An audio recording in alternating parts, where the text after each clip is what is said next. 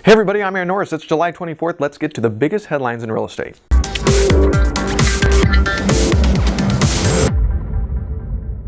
First up, how good are you at the financial calculator? Check out our latest tech and real estate session with Kenny Weiland and Kyle Humfeld with In a Day Development. They too have a very popular financial calculator on the App Store, Android, and Apple. I use it all the time, and they agreed to do a session for us on the basics of using a financial calculator. If you're on YouTube, click the card and head over there now. And if you are in our portal, they've done an extra session on the basics of note investing, taking the financial calculator a little step further. For freemium members of our portal at thenorrisgroup.com, you'll have access to the first part, and premium members, you have access to it all. Check us out at thenorrisgroup.com. Back to the news, the National Association of Realtors reported existing home sales increased 3.2% to their highest in 8 years. Sales of new homes, however, decreased 6.8% from May, but still, hey, up from 2014. Mortgage rates stand at 4.04% for 30-year and 3.21 for 15. The Federal Reserve came down on GSIBs this week, and I'm pretty sure it's probably pronounced GSIBs, and it stands for Global Systemically Important Banks. And the Fed says that these top 8 banks either maintain a minimal capital holdings on their balance sheet or face stiff penalties. I guess the Feds are done bailing out these big behemoths the way that they did in 2009 and hope this means less risk for the banks and for taxpayers. The CFPB has finally set a date for the launch of the TRID rule. October 3rd is a date. TRID stands for Tiller Respa Disclosure Rule, and those new forms replace some old ones. It was due to go into effect in July, but after lots of pushback and people not being ready in the industry, they postponed it. And if you're super nerdy and want to check out the forms and compliance information, I'm putting the link below. Speaking of CFPB, 2 Republican congressional members have introduced a bill to actually do away with it.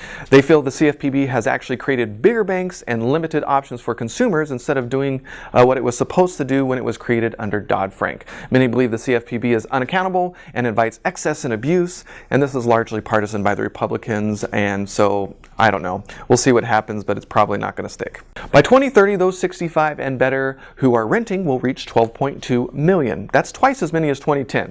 That large increase means more competition in the rental market, especially for millennials. While millennials and baby boomers are probably not looking for the same thing in the rental market, Jordan Rappaport with the Federal Reserve expects rents to increase across the board as demand rises. Rental vacancy rates are hovering at 21-year lows as it stands, and rents are up 14% from 4 years ago, according to Zillow. So lots of opportunity for builders in metropolitan areas. Let's see what they come up with to solve that problem. Will baby boomers and millennials want to live together? We'll see.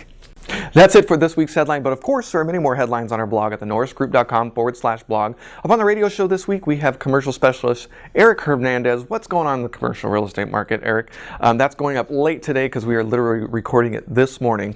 August 13th, we're going to be at the California Real Estate Market Update with TIGAR 2015 in Corona. August 14th, the California Real Estate Market Update with Tri-Counties Association of Realtors. Addresses and information is on our website.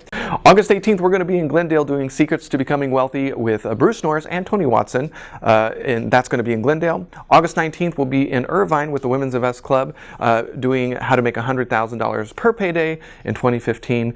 You won't want to miss that. Mark your calendars. October 16th is I Survive Real Estate. That's our fundraising event we do every year, bringing in talent from all over the globe to talk about trends, legislation, and regulation affecting our business. We are seeking sponsors. Look for ads soon in Housing Wire, Realty 411 magazine, as well as the Apartment Owners Association magazine, and you can find out more information on that on isurviverealestate.com.